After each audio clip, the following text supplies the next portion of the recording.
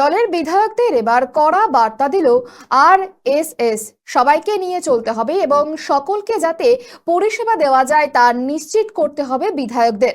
BJP বিধায়কদের নিয়ে আয়োজিত বিশেষ সমন্বয় বৈঠকে এমনই স্পষ্ট নির্দেশ দিল সংঘের শীর্ষ নেতৃত্ব। একই সঙ্গে পার্টি ও প্রশাসনকে আলাদা রাখার পরামর্শ দিয়ে স্পষ্ট জানিয়ে দেওয়া হয়েছে, একে অপরের কাজে অহেতুক হস্তক্ষেপ করা চলবে না। রাজ্যের বিজেপি বিধায়কদের নিয়ে সম্প্রতি এক গুরুত্বপূর্ণ সমন্বয় বৈঠকে বসে আরএসএস শীর্ষ নেতৃত্ব। সূত্রের খবর, দুদফায় ভাগ করে বিজেপি বিধায়কদের নিয়ে এই বৈঠক হয়। ছিলেন আরএসএস এর শীর্ষ নেতৃত্ব। বিধায়কদের সঙ্গে দলের বা সংগঠনের সমন্বয় নিয়েও আলোচনা হয়েছে। স্পষ্ট বলে দেওয়া হয়েছে যে পার্টির সঙ্গে সমন্বয় রেখে চলতে হবে জনপ্রতিনিধিদের।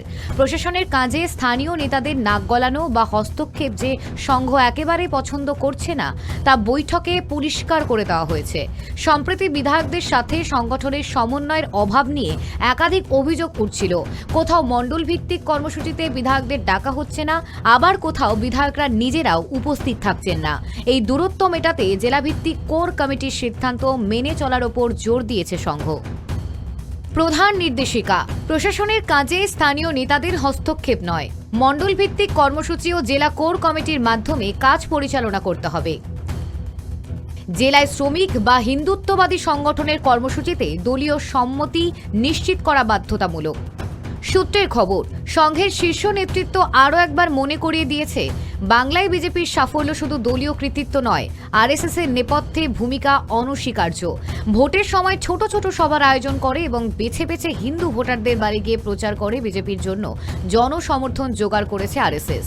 প্রকাশ্যে বিজেপিকে ভোট দিতে না বললেও নেপথ্যে থেকে কাজের কাজটা করে গিয়েছেন সংঘের প্রচারকেরা।